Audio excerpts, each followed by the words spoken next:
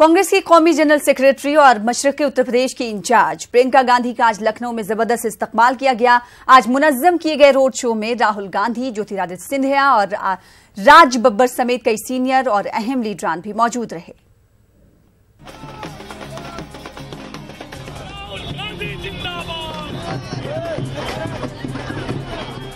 तवक्को की जा रही थी कि प्रियंका की बाकायदा सियासत में वापसी और लखनऊ आमद पर जबरदस्त इस्तकबाल किया जाएगा, और हुआ भी यही कि एयरपोर्ट से जब ये कारवां अपने हदफ की तरफ रवाना हुआ तो हर कदम पर लोगों ने गर्मजोशी से कांग्रेस लीडरों का इस्तकबाल किया।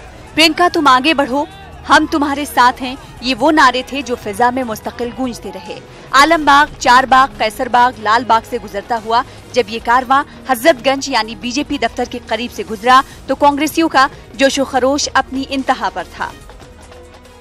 प्रियंका गांधी के आने के बाद आज पूरी तरह से उत्तर प्रदेश में कांग्रेस की आंधी आ गई है, और मैं समझता हूं कि 70 के ऊपर सीटें कांग्रेस जीतने जा रही है। आई प्रियंका, बज गया डंका। प्रियंका आई है, नई रोशनी लाई है। हम लोग जितने कांग्रेसमैन यहाँ इकट्ठा हुए हैं, हम लोग जुझारू कार्य करके हर तरह से कांग्रेस को जीत दिलाएंगे। प्रियंका गांधी के आने से समझ लीजिए यूपी पूरी तरीके से हम जीतेंगे, और बाकी भी सब कहीं पूरा असर दिखाई पड़ेगा। 3 में जहाँ सरकार बनी कांग्रेस पार्टी की, वहाँ पर जो किसानों का कर्जा माफ किया गया, नौजवानों के लिए काम किया जा रहा है, वहाँ पर उसका असर उत्तर प्रदेश में बहुत जोरों से पड़ने वाला है। कांग्रेस के लिए नर्म गोशे रखने वाले लोग या जुनून की हद तक इस पार्टी को चाहने वालों के अपने बयानात, अपने अंदाजे और कयास हैं, लेकिन गुज़िश्ता 52 साल से कांग्रेस में अहम किरदार अदा करने वाले लीडर भी प्रियंका की आमद को कांग्रेस की नई ताकत तस्वुर करते हैं। प्रियंका अभी 14 फरवरी तक लखनऊ में क़याम करेंगी। कांग्रेस के तर्जुमान के मुताबिक आइंदा इलेक्शन के पेश नज़र मशरक़ी उत्तर प्रदेश की सीटों और दिगर उमूर पर कुछ अहम फैसले भी ले सकती हैं। इन्हें नई ताकत मिल चुकी है और वक़ार मिल चुका है। इक़्तिदार की बात, सत्ता की बात बाकी है। सत्ता जो है वो अगले 2019 में हम लोग हासिल कर लेंगे। तो 3 चीज़ों में 2 चीज़ें तो हम लोगों को मिल चुकी हैं प्रियंका जी के आने से। एक चीज़ बाकी रही है, वो पहले नहीं ले सकते क्योंकि उसके लिए चुनाव होना ज़रूरी है, वो चुनाव के बाद मिल जाएगी। जो तवक्को कांग्रेस ने की थी उस एतबार से तो रोड शो निहायत कामयाब रहा, लेकिन बीजेपी के मुताबिक भीड़ का मतलब वोटर्स नहीं है। कुछ लोग ये भी कहते हैं कि ये वोटरों की भीड़ नहीं बल्कि प्रियंका को देखने वालों की भीड़ थी। जितनी ज़बानें उतनी ही बातें, लेकिन ये बात तो तय है कि प्रियंका की आमद से कांग्रेस वर्करों को एक नया जोश और खरोश जरूर मिला है। न्यूज़ 18 उर्दू के लिए लखनऊ से तारिक कमर की खास रिपोर्ट।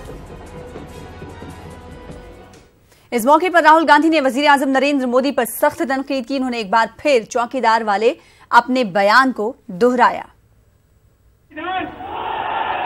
चौकीदार, चौकीदार, चौकीदार उत्तर प्रदेश और बाकी प्रदेशों से पैसा चोरी किया है, वायुसेना से पैसा चोरी किया है। आज आप हिंदू अखबार पढ़िए, कल का हिंदू अखबार पढ़िए, उसमें साफ लिखा है नरेंद्र मोदी ने पैरेलल नेगोशिएशन किया। नरेंद्र मोदी जी ने भ्रष्टाचार का जो क्लॉज था उसको मिटाया। राहुल गांधी ने रैली के दौरान अपने बुलंद हौसले का मुजाहरा किया। उन्होंने साफ तौर पर कहा कि कांग्रेस पार्टी सभी महाज पर बेबाकी के साथ मुकाबला करेगी।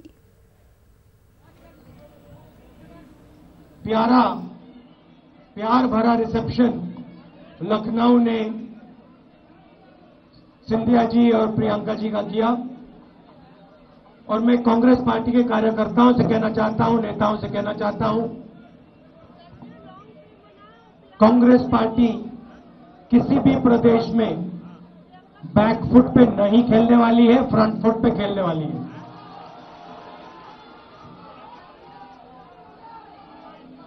बिना झिझके, बिना घबराए कांग्रेस पार्टी हर प्रदेश में फ्रंट फुट पे खेलेगी। हापुड़ लिंचिंग केस में सुप्रीम कोर्ट ने उत्तर प्रदेश हुकूमत को नोटिस जारी किया है। सुप्रीम कोर्ट ने मुतासरा के बेटे कासिम की अर्जी पर समाअत करते हुए उत्तर प्रदेश पुलिस को नोटिस जारी किया है। अर्जी गुजार ने केस की समाअत उत्तर प्रदेश से बाहर कराने की दरख्वास्त की है। कोर्ट ने इस मामले को जेर इल्तवा अर्जी के साथ नत्थी कर दिया।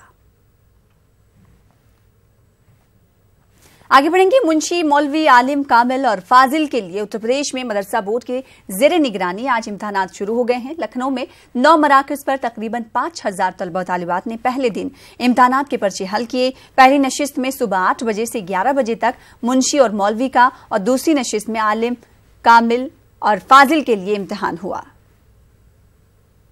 पहली बार ऐसा हो रहा है कि इम्तिहान की एक तारीख तय हुई और उसी तारीख पर इम्तिहान हो रहा है और फरवरी में इम्तिहान हो रहा है। ऐसा शायद पहली बार हो रहा है। इसके लिए वो लोग काबिल मुबारकबाद हैं। दूसरी बात ये कि इम्तिहान अभी तक कॉलेजों में हो रहा था 2-3 सालों से, लेकिन इस साल चूँकि यूपी बोर्ड का इम्तिहान और मदरसा बोर्ड का इम्तिहान एक साथ हो रहा है, इस दुश्वारी के सबब मजबूरन मदरसों में इम्तिहान कराना पड़ रहा है। हालांकि कोई दुश्वारी नहीं है, कोई परेशानी नहीं है, किसी तरह की कोई शिकायत मौसूल नहीं हो रही है। मैंने मौलवी का इम्तिहान दिया, माशाल्लाह कोई परेशानी नहीं है। यहाँ पे अच्छी निगरानी हो रही है, बहुत अच्छे टीचर्स लोग हैं और कोई परेशानी नहीं माशाल्लाह। इंतज़ाम बहुत अच्छा है यहाँ पे। हमारे निगरान यहाँ के हमारे जो बड़े अकाबिरीन हैं उन्होंने इंतज़ाम पहले से ही कुछ अच्छा किया, तो हमको महसूस नहीं हुआ इससे। मुंशी मौलवी कामिल आलिम और फाजिल दर्जात के इन इम्तिहानात के लिए मेरठ में भी 13 मराकज़ कायम किए गए, जिनमें 8 इंटर कॉलेज हैं और 5 मदारिस शामिल हैं। शहर में 3 सेंटर कायम किए गए हैं, जिनमें 2 सेंटर मदारिस में हैं और 1 सेंटर इंटर कॉलेज में है। सभी सेंटर्स पे अच्छी हैं। जहां ज़्यादातर जगह जो परेशानियां थी उनको कल मिलके दूर कर लिया गया है। कुछ टीचर्स की समस्या आ रही थी, कल उनसे भी बात होकर और सभी लोग जगह स्टाफ वगैरह पहुंच चुका है और परीक्षा टाइम से सुबह 8 बजे शुरू हो चुकी है। मैंने अभी तक जो भी निरीक्षण किए हैं उसमें इस तरह की कोई भी परेशानी या कोई भी दिक्कत नजर 2019 के पार्लिमानी इंतखाबात की तैयारियां जोरों पर हैं। ऐसे में वोट बैंक की खूब सियासत की जा रही है। इंतखाबी जंग में किसानों की काफी अहमियत और इफादियत नजर आ रही है। किसानों को लुभाने के लिए सभी जमातें पूरी कोशिशें कर रही हैं। अब देखना है कि किसानों की हमदर्दी और उनके वोट किस जमात को जाते हैं। आज लखनऊ में प्रियंका की बाकायदा एंट्री के बाद अलीगढ़ के किसानों को भी काफी उम्मीदें हैं। जो नेशनल लीडर है ना, वो आयरन लेडी इंदिरा गांधी की नातनी है, वो उसकी आवाज है, वो उसका चेहरा है, वही उसकी शैली है, इसलिए वही है। और चरण सिंह का नाती जयंत भी उसके लक्षण पे, चरण सिंह पे, तो ये दोनों बाबा नातनी वो हैं। और जनता और कांग्रेस की आप सोच रहे हो, कांग्रेस की यूपी में बहुत सीट आएंगी, आप देख लेना। प्रियंका के बारे में क्या बताएं, आई तो है लेकिन जब पूरा काम करेंगी जभी तो पता पड़ेगा। अभी तो नहीं आई है, ये नहीं पता कि क्या करेंगे क्या नहीं करेंगे, वो तो आने के बाद ही पता पड़ेगा। जैसा कि कांग्रेस का इतिहास रहा है कि कांग्रेस सरकार किसानों की मतलब हितैषी है। हो सकता है कि आज इसके आने से किसानों में दोबारा से जान है। उनके आने से बहुत वो बढ़ा है, उनका वोट जो बहुत असर बढ़ा है कांग्रेस पार्टी का प्रियंका गांधी के आने से। आम बजट में हर तबके का ख्याल रखकर वोट बैंक की सियासत की जाती है, लेकिन वकला के मसाइल पर किसी भी हुकूमत ने तवज्जो नहीं दी। आज दी अलीगढ़ बार एसोसिएशन के अहदेदारान ने एक एहतजाजी मार्च कचहरी से जिला कलेक्ट्रेट तक निकाला, जिसमें मरकजी हुकूमत के नाम एक अर्जदाश्त डीएम के सुपुर्द की गई। हमारा जो 2019 का बजट आना है, केंद्रीय बजट, उसमें हमारी डिमांड है बार काउंसिल ऑफ इंडिया की कि अधिवक्ताओं के लिए 5000 करोड़ की व्यवस्था की जाए, जिससे कि अधिवक्ताओं के हित में वेलफेयर में कुछ काम हो सकें। उनकी तमाम तरह की समस्याएं होती हैं, चैम्बर की समस्याएं होती हैं, उनके लिए बिल्डिंग की समस्या होती है, उनकी टॉयलेट की समस्या होती है, उनकी लाइब्रेरी की समस्याएं होती हैं। अधिवक्ताओं के वेलफेयर के लिए, मेडिकल के लिए और मृत्यु उपरांत उनका बीमा उनकी मृतकाश्रित को मिले, उनकी तमाम तरह की समस्याएं हैं। राज्य सरकार कोई भी हमारे हित के लिए कुछ भी सोचती ही नहीं है। डिमांड चाहते हैं हम तो अपने लिए ही चाह रहे हैं कि कम से कम अधिवक्ताओं के लिए कुछ सुख सुविधाओं का तो ध्यान रखें कि जो हमारे यहाँ पर महिलाओं के लिए बहुत ही न तो यहाँ टॉयलेट की व्यवस्था है, न बाहर बैठने की व्यवस्था है, और महिलाओं के लिए जो बीमारी हो जाती है उनकी भी व्यवस्था। वहीं मरकजी हुकूमत की किसान मुखालिफ पॉलिसियों के खिलाफ आज भारतीय किसान यूनियन ने जिला कलेक्ट्रेट पर धरना दिया, जिसमें किसान मुखालिफ पॉलिसी की सख्त अल्फाज में मजम्मत की गई। इस मौके पर किसान लीडरान ने कहा कि हुकूमत सरमायादारों के लिए काम कर रही है। पूंजीपतियों की व्यवस्था है देश में। 44 उद्योगपतियों ने देश की अर्थव्यवस्था पर कब्जा कर लिया है। गरीबों की पेंशन काट दी गई है उत्तर प्रदेश में, और सारी बात केवल कागज पे है। गौशाला 1% बना रहे हैं, 2 साल से फसलें बर्बाद कर दी सांडों ने, गायों ने, नीलगाय, जंगली सुअरों ने, उसका कोई मुआवजा नहीं दिया। और 99% गौशाला नहीं, कागज ही घोड़े दौड़ रहे। दूसरा, बिजली हमारे देश के प्रदेश के किसानों को फ्री मिलनी चाहिए, किसानों को कर्जा मुक्त कर दिया जाए। ये किसान सम्मान का जो किसानों का अपमान 2000 की भीख देकर किया जा। अलीगढ़ मुस्लिम यूनिवर्सिटी के शोबे शिया दीनियात में 21वीं सदी के चैलेंजेस और इस्लाम के मौजू पर कौमी सेमिनार का इनेकाद दमल में लाया गया, जिसमें मुल्क भर से माहिरीन ने शिरकत की। इस मौके पर सभी मुकर्रिरीन ने कहा कि इस्लाम एक आलमगीर मजहब है जिसमें तमाम चैलेंजेस का हल मौजूद है। तो जाहिर अगर इन चैलेंजेस को सामने रखा जाए, जो चैलेंजेस पूरी दुनिया इंसानियत के लिए हैं, तो उनका वाहिद इलाज ये है कि वो अपने खालिक की तरफ पलटे और अपने खालिक के दिए हुए ज़ाब्ते को अपनी ज़िंदगी का जेवर बनाए। यकीनन फिर ये चैलेंजेस ख़त्म होंगे। और इसके लिए सबसे पहला कदम ये ज़रूरी है कि खुद हम ये सोचें कि हम कहाँ खड़े हैं और हमें क्या करना चाहिए। और दूसरी बात ये कि जो गलतफहमियाँ फैलाई जा रही हैं उनके सिलसिले में हम किस अंदाज में एक दूसरे से डायलॉग करके, एक दूसरे को समझा के, बता के, समझ के, समझा के इन गलतफहमियों को फैलने से। सदर जमहूरिया रामनाथ कोविंद 24 फरवरी को कानपुर दौरे पर रहेंगे। सदर जमहूरिया के दौरे के पेश नजर तैयारियों का सिलसिला जारी है। जिन मकामात पर सदर जमहूरिया का प्रोग्राम होना मुतवक्के है, उन मकामात का इंतजामिया के अफसरान जायजा ले रहे हैं। बोर्ड की, हमारी नगर निगम बोर्ड की 5 दिसंबर को बैठक हुई थी। इसमें सदन ने सर्वसम्मति से एक संकल्प पारित किया था, जिसके अंतर्गत अपने भारतीय गणराज्य के प्रथम नागरिक माननीय राष्ट्रपति जी के नागरिक अभिनंदन का निर्णय लिया गया। उसके क्रम में माननीय राष्ट्रपति जी को आमंत्रित किया गया है और जब भी माननीय राष्ट्रपति जी के द्वारा जो भी समय दिया जाएगा उस समय पर हम लोग यहाँ पे नागरिक अभिनंदन का कार्य करेंगे।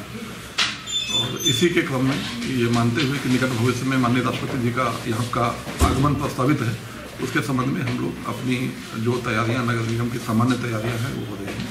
देखिए, राष्ट्रपति महोदय का, माननीय महामहिम रामनाथ कोविंद जी का जब भी कानपुर आगमन होता है तो हम सब कानपुरवासी काफ़ी हर्षोल्लास में रहते हैं, क्योंकि कानपुर की सरजमी से, कानपुर की मिट्टी में उनकी खुशबू है। कानपुर में उन्होंने शोषित, पीड़ित और वंचित लोगों के लिए तमाम ऐसे काम किए हैं समाज जीवन में, जिसके आधार पर हम सब लोग गौरवान्वित होते हैं। और हम सब के लिए ये बड़ा गौरव का विषय है कि कानपुर के रहने वाले एक साधारण से कार्यकर्ता देश के सर्वोच्च संवैधानिक पद। बिहार असेंबली में आज से बजट इजलास का आगाज हो चुका है। असेंबली में मुश्तरका इजलास की शुरुआत सेंट्रल हॉल में हुई। गवर्नर के खिताब से असेंबली इजलास का आगाज हो चुका। कल असेंबली इजलास में 2019 और 20 का बजट पेश होगा। हिज़्ब इख्तिलाफ ने बिहार के नाकिस लॉ एंड ऑर्डर पर हुकूमत का मुहासरा करने की तैयारी कर ली है।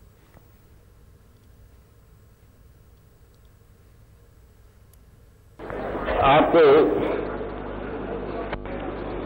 वित्तीय, विधायी एवं अन्य महत्वपूर्ण कार्य संपन्न करने बिहार विधानमंडल के सभी सदस्यों से बिहार के विकास के लिए रचनात्मक भूमिका अदा करने की अपेक्षा करता हूं। आपके बहुमूल्य सुझाव एवं विमर्श से बिहार की प्रगति को बल मिलेगा। राज्य सरकार न्याय के साथ विकास का नजरिया रखते हुए सभी लोगों, क्षेत्रों और वर्गों को साथ लेकर चलने के लिए संकल्पित है।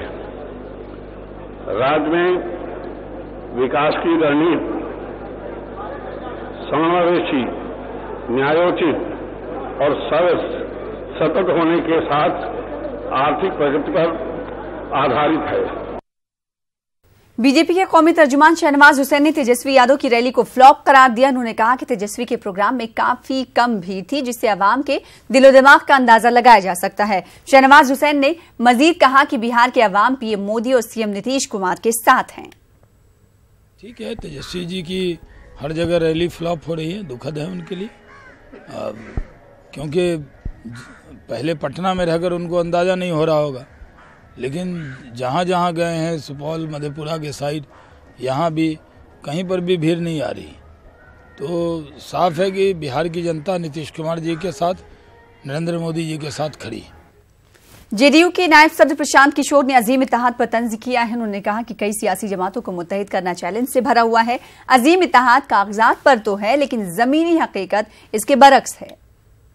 मेरी अपनी सोच यह है कि किसी भी महागठबंधन में या किसी भी इस तरह के अलायंस में 3-4 से ज्यादा दलों को साथ में अगर आप लेकर आते हैं तो उसको मैनेज करना बहुत मुश्किल हो जाता है। इसलिए इस नजरिए से अगर महागठबंधन में 2-3-4 से ज्यादा दल शामिल हैं तो पेपर पर वो मजबूत दिख सकता है, नेता एक साथ आपको मंच पर दिख सकते हैं, लेकिन उसको जमीन पर चुनावी तरीके से उतारना और उसको सफलता पाना।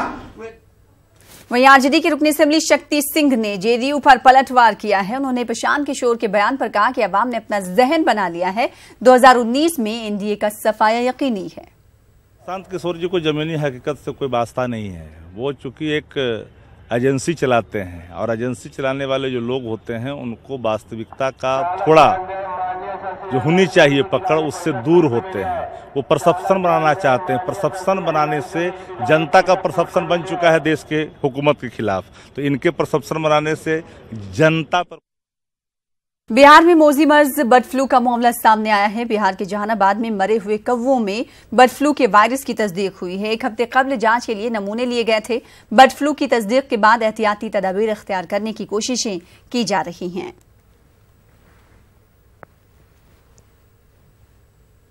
पटना में बदमाशों ने एक बार फिर पुलिस एहलकारों को चैलेंज दिया है। पटना के नाला रोड पर बदमाशों ने 10 लाख रुपए लूट की वारदात को अंजाम दिया। बताया जा रहा है कि हथियार के बल पर ताजिर से 10 लाख रुपए लूटे गए। पुलिस एहलकारों ने मामला दर्ज करके जांच शुरू कर दी है।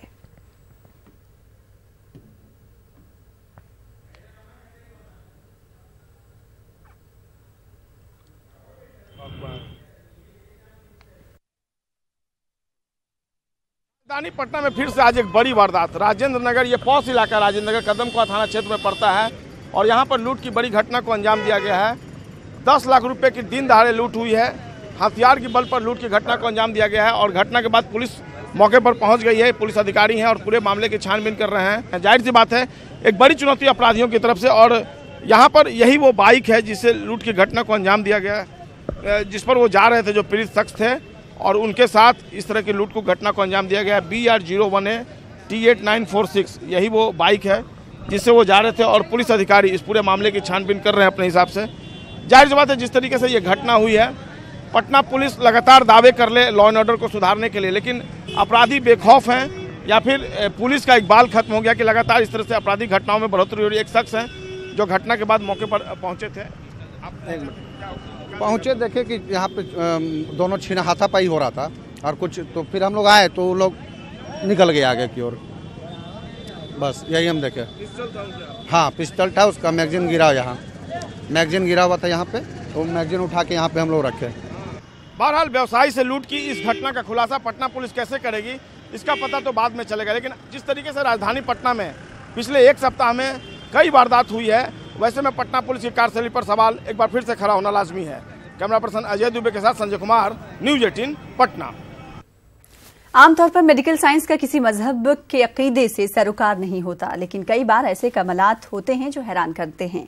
अजमेर में डॉक्टरों के साथ कुछ ऐसा ही हुआ जब बिना बेहोश किए ब्रेन ट्यूमर का ऑपरेशन होता रहा और मरीज नमाज के कलमात अदा करता रहा। नमाज के कलिमात अदा करता मरीज और ऑपरेशन करते डॉक्टर्स। जी हां, ये हकीकत है और ये सब हुआ अजमेर के एक प्राइवेट हॉस्पिटल में। दरअसल मरीज अब्दुल को ब्रेन ट्यूमर था और उसकी वजह से उसका सुनना कम होता जा रहा था। अपनी बीमारी को लेकर वो न्यूरोसर्जन डॉक्टर सूर्या चौधरी के पास पहुंचा, जहां डॉक्टर सूर्या ने उसका बिना बेहोशी की हालत में ऑपरेशन किया और वो भी कामयाब ऑपरेशन। उसके लिए हमने मरीज को, जो हमारे एनेस्थीसिया है, मेरे साथ में जो कलीग हैं डॉक्टर दीपक सोनी, उन्होंने मरीज को हमने क्या लोकल एनेस्थीसिया दिया, केवल सिर के ऊपर ही लोकल सुन के जो इंजेक्शन दिए वो दिए ताकि मरीज पूरा तरह से बेहोश नहीं हो। और मरीज को हमने किताब बुक नमाज पढ़ने के लिए दे दी ताकि मरीज पूरे टाइम में ऑपरेशन के दौरान नमाज पढ़ता रहे। और जैसे हम जो ऑपरेशन करके हम जैसे गांठ के पास में पहुँचे, ताकि जब हम गांठ निकाल रहे होते हैं तो उस समय जब बोलने का सेंटर होता है उसके पास पहुंचते हैं तो उसमें मरीज को क्या बोलने में दिक्कत आती है। अगर हम उस हिस्से के पास में जाते हैं तो उससे हमें ये पता चल जाता है कि इस हिस्से में बोलने का सेंटर है, इसको हमें नहीं निकालना। ऑपरेशन में डॉक्टर्स ने अपनी मेहनत से मरीज को सेहतमंद कर दिया, लेकिन मरीज की कुव्वत इरादी ने सभी को हैरान भी कर दिया। डॉक्टर सूर्या कहते हैं कि हालांकि साइंस में इस तरह के वाकये को बहुत संजीदगी से नहीं लिया जाता, लेकिन उसके बावजूद बिना बेहोशी की ऑपरेशन और ऑपरेशन के दौरान मरीज का नमाज के कलिमात अदा करना ये सबको हैरान कर जाता है। अब्दुल के अकीदे की पुख्तगी जाहिर करता है और जाहिर है डॉक्टर भी अब्दुल के कुव्वत इरादी का लोहा मानते हैं। पेशेंट मुस्लिम पेशेंट था तो इसलिए उसको पढ़ने के लिए कुरान की आयतें दी। अगर पेशेंट हिंदू होता तो उसको वो दूसरी बुक देते, अगर क्रिश्चियन होता तो उसको दूसरी बुक देते। हमारा कंसर्न केवल उस कुरान से नहीं है, हमारा कंसर्न ये है कि पेशेंट अगर बोलता रहेगा तो बोलने वाला सेंटर अफेक्ट नहीं होगा। जैसे दिमाग में कई जगह पर ऐसे गांठ होती है जो हाथ पैर के चलने से रिलेटेड होती हैं, तो उसमें हम पेशेंट को बोलते रहते हैं कि बीच बीच में हाथ पैर चलाता रहे, उसमें पढ़ाने की जरूरत नहीं है। जैसे हम पेशेंट को बोलते रहते हैं अगर कि हाथ उठाते रहो बीच बीच में, जब भी हम ऑपरेशन करते रहते हैं, या पैर चलाते रहो।